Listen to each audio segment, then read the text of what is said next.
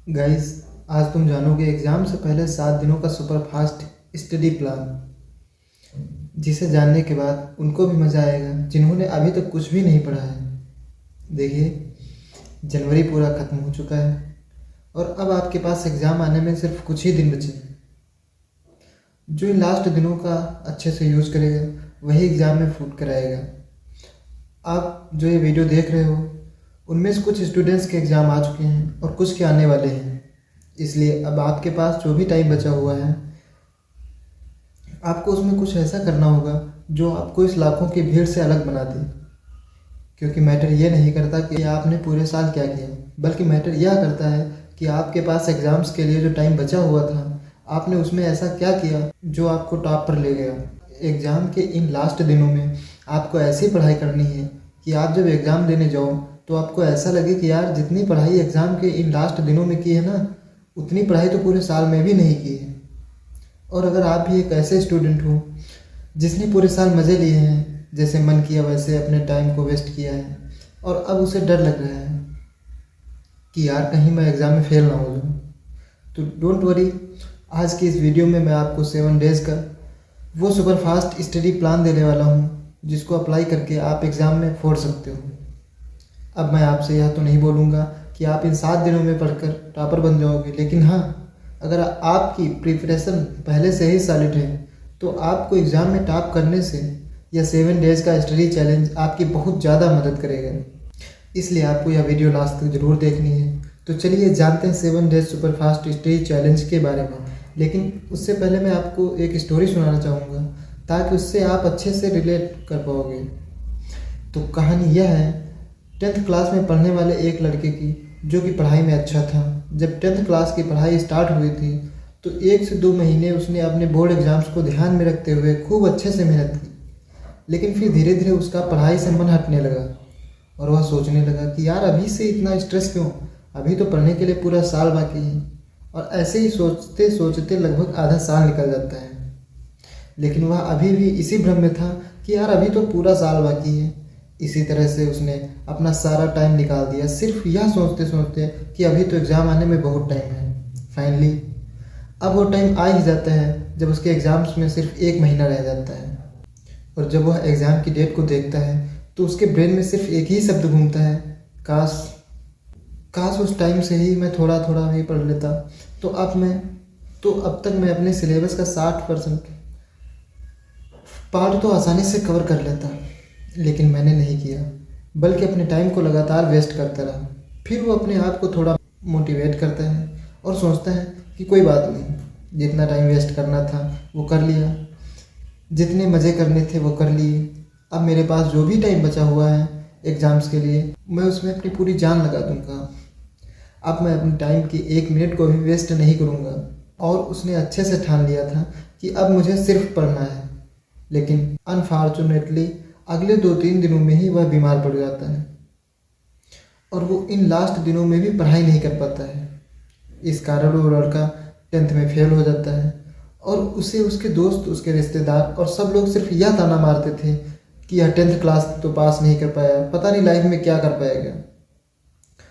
और उस लड़के के दिमाग में सिर्फ एक ही शब्द गूंजता है कि काश काश मैं पढ़ लेता, तो आज शायद यह सब नहीं सुनना पड़ता। और दोस्तों, यह किसी और की कहानी नहीं, बल्कि आप में से ही 90% लोगों की कहानी है। तभी तो आप ये वीडियो देख रहे हो। बस फ़र्क सिर्फ इतना है कि तुम अभी बीमार नहीं हो और तुम्हारे पास एग्ज़ाम्स के लिए अभी भी टाइम बचा हुआ है। लेकिन अगर तुमने इसमें भी पढ़ाई नहीं की तो उस 10th फेल लड़के की तरह ही तुम्हारी भी यही कहानी होगी। आपके पास अभी भी टाइम है एग्ज़ाम में फोड़ने के लिए। और अगर आप भी यह सोच रहे हो कि मैं तब से पढ़ना स्टार्ट करूँगा जब पढ़ने के लिए अच्छा टाइम होगा, तो मेरे भाई, टाइम अच्छा होता नहीं है, बनाना पड़ता है। इसलिए अब आपके पास जितना भी टाइम बचा हुआ है उसमें दिन रात एक कर दो, क्योंकि लाइफ का कोई पता नहीं है कब क्या हो जाए। उस 10th फेल लड़के की तरह अब मुझे उम्मीद है कि इस कहानी से आप अच्छे से रिलेट कर पाए होंगे। अब आपके अंदर मैंने पढ़ने के लिए तड़प तो पैदा कर ही दी।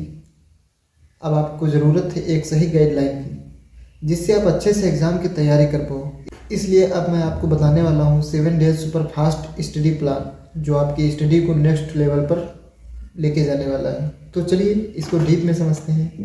डे 1, आपके पास जो 7 दिन है उसमें से फर्स्ट डे में आपको अपने सिलेबस को एनालाइज करना है कि किस चैप्टर में कितने नंबर का क्वेश्चन बनता है और क्वेश्चन किस तरह से बनता है और यह कैसे करना है चलिए बताता हूँ।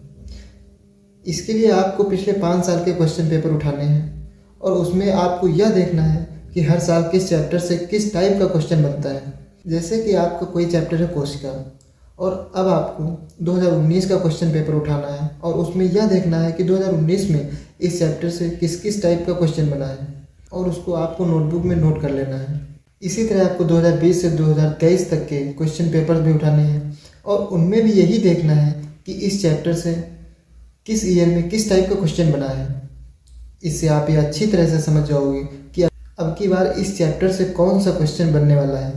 इसमें थोड़ा टाइम ज़रूर लगेगा, लेकिन आपको इसी तरह से अपने हर सब्जेक्ट का फॉर्मेट तैयार कर लेना है कि किस ईयर में किस चैप्टर से कौन सा क्वेश्चन बना है।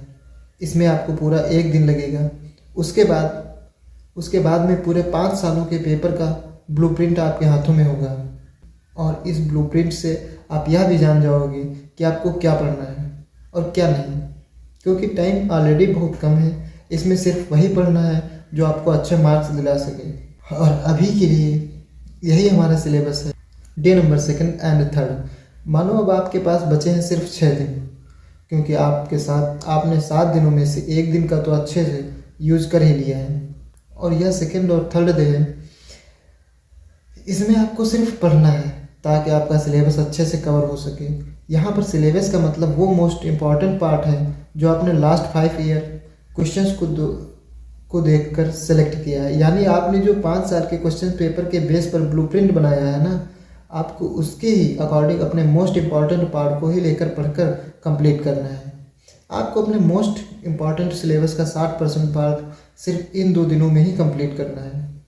और यह तो दिमाग से निकाल ही देना कि यार इन 2 दिनों में क्या ही हो सकता है, बल्कि आपको यह सोचना है कि आप 1 दिन में क्या कर सकते हो और 1 घंटे में क्या कर सकते हो। इन दोनों दिनों में ही आपको हर दिन 10 से 12 घंटे तो पढ़ना ही पढ़ना है, तभी आप अपने सिलेबस को कवर कर पाओगे। अब आते हैं 4th डे पर, नंबर 4। इन पिछले 3 दिनों में आपने 1 मिनट का 1 सेकंड का अच्छे से यूज़ किया है।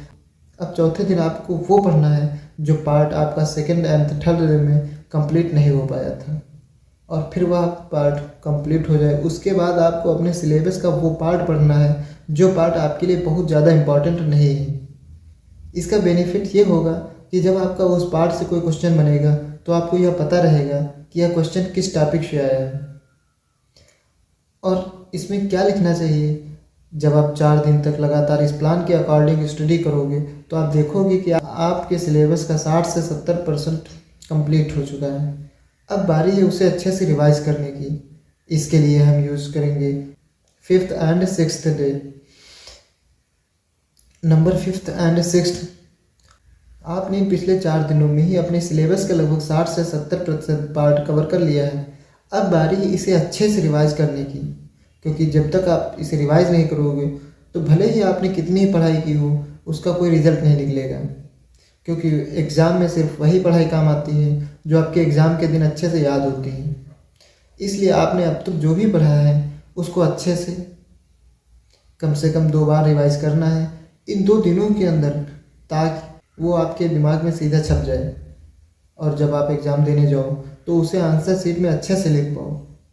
अब आपके पास एग्ज़ाम के लिए बचता है सिर्फ 1 दिन, डे नंबर 7। आपने इन पिछले 6 दिनों में अपने सिलेबस को एनालाइज भी कर लिया है, उसे अच्छे से रीड भी कर लिया है, उसका रिवीजन भी कर लिया है। अब बारी है इन सबको अप्लाई करने की, यानी प्रैक्टिस की। इसलिए आपको 7वां दिन सिर्फ प्रैक्टिस के लिए देना है। इसके लिए आपको एक मॉडल पेपर को लेना है और अपने स्टडी टेबल पर एक पानी की बोतल लेकर बैठ जाना है और आपको इस मॉडल पेपर को 1.25 घंटे तक इस तरह सॉल्व करना है जैसे कि आपका एग्ज़ाम चल रहा हो। इस तरह पेपर सॉल्व करने से आपको एक्चुअल में यह पता चलेगा कि आपको एग्ज़ाम पेपर को सॉल्व करने में कितना टाइम लग रहा है, और इस तरह से आपको कम से कम 2 मॉडल पेपर सॉल्व करने हैं। और अगर उसके बाद भी आपके पास टाइम बचता है तो उसमें आपको एग्ज़ाम की टेंशन से फ्री होकर थोड़ा सा एंजॉय करना है। ताकि आप एनर्जेटिक फील कर पाओ। और फिर रात को एकदम मस्त सोना है, कम से कम 8 घंटे, ताकि पढ़ा हुआ आपको एग्ज़ाम में याद आ सके। तो गाइस, अगर आप कुछ इस तरह से इस 7 days super fast study challenge को कंप्लीट कर लेते हो तो समझो आप एग्ज़ाम में फोड़ने के लिए रेडी हो। क्योंकि भले ही हमने सिर्फ 7 दिनों तक तैयारी की, लेकिन इस 7 दिनों में हमने सीरियस होकर पूरी प्लानिंग के साथ तैयारी की है। हमने सिर्फ वो पढ़ा है जो एग्ज़ाम में आने के 90% चांसेस हैं। एक एक चीज़ को स्टेप बाय स्टेप कंप्लीट किया है। और जो बंदा पूरी प्लानिंग के साथ जंग लड़ने के लिए तैयार होता है तो उसको जंग में हराना लगभग नामुमकिन होता है। इसलिए आप पूरे कॉन्फिडेंस के साथ एग्ज़ाम को फोड़ने के लिए रेडी रहो। तो गाइस, आप सभी को मेरी तरफ से एडवांस में बेस्ट ऑफ लक, क्योंकि मुझे पूरा यकीन है कि भले आपने तैयारी कम की हो लेकिन फिर भी तुम एग्ज़ाम में फोड़ने वाले हो। और कमेंट में यह लिखकर ज़रूर बताना कि फ़िलहाल आपका सिलेबस कितना % कंप्लीट हो चुका है। बाकी अगर वीडियो अच्छा लगा हो तो लाइक करना और अपने दोस्तों के साथ ज़रूर शेयर करना। फिर मिलते हैं इसी तरह के एक और दूसरे वीडियो के साथ। जय हिंद।